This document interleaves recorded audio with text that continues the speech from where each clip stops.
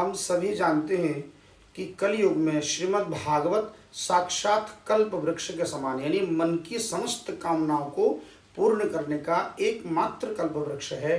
स्कंद पुराण के अनुसार धन, पद, प्रतिष्ठा, पुत्र, वैवाहिक सुख एवं जब सारे लौकिक सुख मिलते हैं तो पारलौकिक सुख के क्या करें, प्रेमानंद फल प्रदान।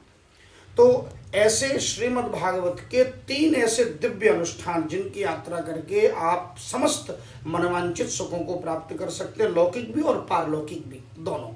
ये 3 कौन कौन से हैं?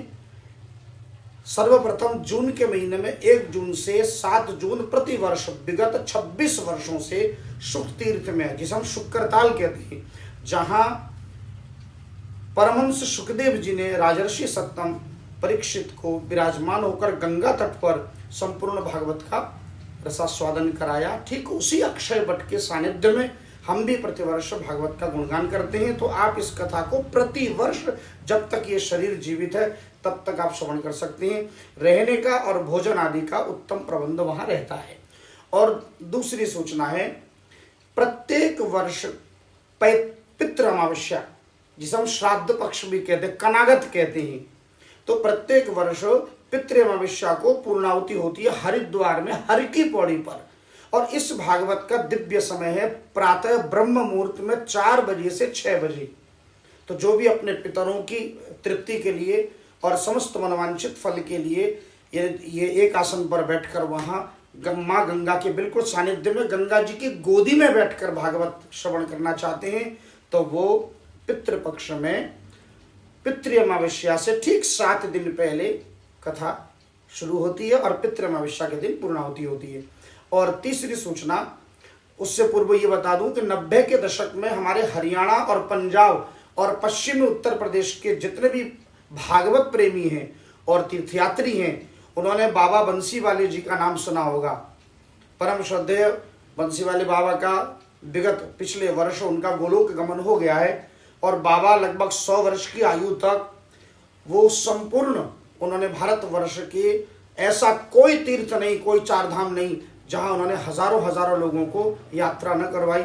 और इस शरीर को बाबा के सानिध्य में 18 भागवत की यात्राओं में सम्मिलित होने का अवसर मिला था। तो बाबा तो चले गए, पर बाबा की प्रेरणा से वह तीर्थ यात्रा प्रत्येक वर्ष अंग्रेजी नववर्ष के प्रारंभ में, यानी 31 दिसंबर साल का अंत और जनवरी 6 तारीख तक प्रत्येक वर्ष किसी न किसी यात्रा, यानी चाहे वो रामेश्वरम की यात्रा हो, जगन्नाथ जी की यात्रा हो, द्वारिका धाम की यात्रा हो, ये 3 समुद्र तट पर जो स्थित हैं, इनमें से कोई ना कोई यात्रा निश्चित है, प्रतिवर्ष होना है। तो इस वर्ष सन 2022 के अंतिम दिवस यानी 31 दिसंबर और 2023 6 जनवरी को तक हम गुजरात में द्वारिका धाम भगवान के शरण में जा रहे हैं। तो जो भी मेरे हरियाणा पंजाब के बंसी वाले बाबा के जितने अनुयायी हैं, बंसी वाले बाबा को जो मानते हैं और बंसी वाले बाबा के सानिध्य में रहकर जिन्होंने इस दास को कई बार श्रवण किया, 90 के दशक में भी और सन 2000 के प्रारंभ में भी, तो वो सभी मैं दर्शकों का आह्वान करता हूं कि आप सभी इस भागवत अनुष्ठान में सम्मिलित हों और बिल्कुल वैदिक रूप से उसी पौराणिक सात्विक पद्धति से हम लोग इसका आयोजन करते हैं। कुछ लोग बहाना करते हैं जी भगवान की मर्जी होगी तो जाएंगे। देखिए, मर्जी भगवान की नहीं होती, कभी भगवान की कृपा होती है। संकल्प आपका होना चाहिए। जब आप संकल्प करते हैं तो भगवान कृपा करते हैं।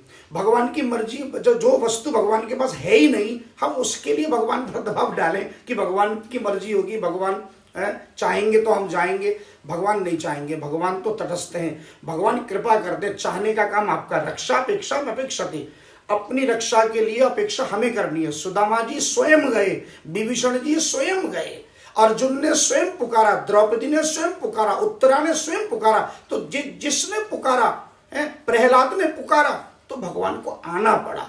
ये नहीं कहा कि भगवान की मर्जी होगी तो आएंगे। भगवान कृपा करते हैं, तो इसलिए भगवत कृपा के लिए आप इस यात्रा के साक्षी बने। जय जय श्री राधे।